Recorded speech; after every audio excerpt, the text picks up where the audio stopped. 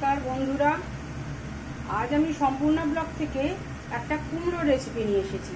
দেখুন, আমি নিয়েছি কুমড়োটাকে খুব ভালো করে গ্রেট করে নিয়ে একদম জল ঝরিয়ে নিয়েছি।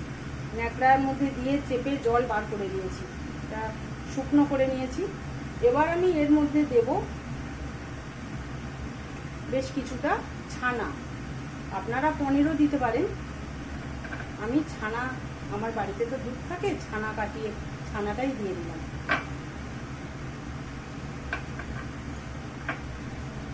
আর দেব কিছু মশলা, তার মধ্যে আছে নুন, হলুদ গুঁড়ো, এটা আছে কাঁচা লঙ্কা বাটা, এটা আদা জিরে বাটা, এটা ধনে গুঁড়ো, এটা গোলমরিচের গুঁড়ো। এই মশলাগুলো এর মধ্যে আমি সব দিয়ে দেবো। এবারে দেব বেসন। বেসন সবটাই লাগবে, কারণ কুমড়ো কিন্তু জল ছাড়বে, নুন পড়েছে তো। এটাকে খুব ভালো করে আমি মেখে নেব। কড়াই তেল বসিয়ে দিয়েছিলাম, তেল গরম হয়ে গেছে। আমি এইভাবে করছি, আপনারা গোল গোল করেও করতে পারেন। এইভাবে আমি সমস্ত কোপ্তাগুলোকে ভেজে নেব।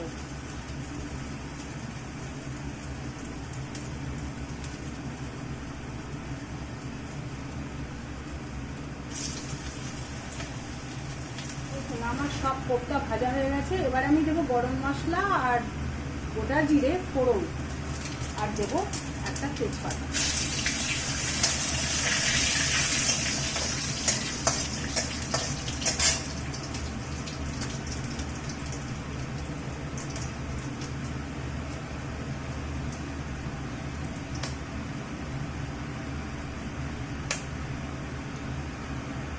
এবার আমি দেবো টমেটো পেস্ট, দুটো মাঝারি টমেটো আমি পেস্ট করে নিয়েছি। এটাকে আমি খুব ভালো করে কষাবো। মশলা দেবো নুন, হলুদ গুঁড়ো, এটা কাঁচা লঙ্কা বাটা, এটা আদা জিরে বাটা, এটা কাশ্মীরি রেড চিলি পাউডার, এটা ধনে গুঁড়ো।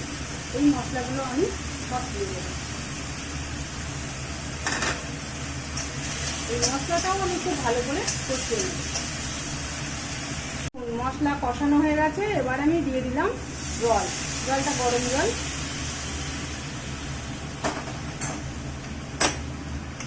এবার জল ফুটলে তারপর আমি কোপ্তাগুলো ছাড়বো। আমার ঝোল ফুটে গেছে। এবার আমি দিয়ে দিলাম কোপ্তাগুলো। আমি বেশিক্ষণ ফোটাবো না, খানিকটা ফুটিয়ে নিয়েই নামিয়ে দেবো। এবারে দেবো অল্প একটু ঘি দিলাম, আর আমি একটু গুড় দিলাম, একটু মিষ্টি দিলাম।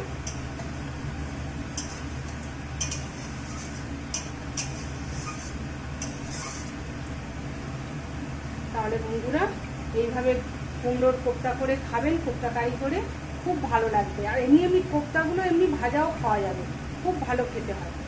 এরকমভাবে করে খাবেন, নিরামিষের দিনে খুব ভালো একটা তরকারি। আর যদি আমার ভিডিওটা ভালো লাগে তাহলে আমার সম্পূর্ণা ব্লগ চ্যানেলটিকে একটু সাবস্ক্রাইব করে দেবেন ইউটিউব থেকে। আর যদি আমার ফেসবুকে দেখেন তাহলে আমার Facebook page Sampurna blog follow করে দেবেন।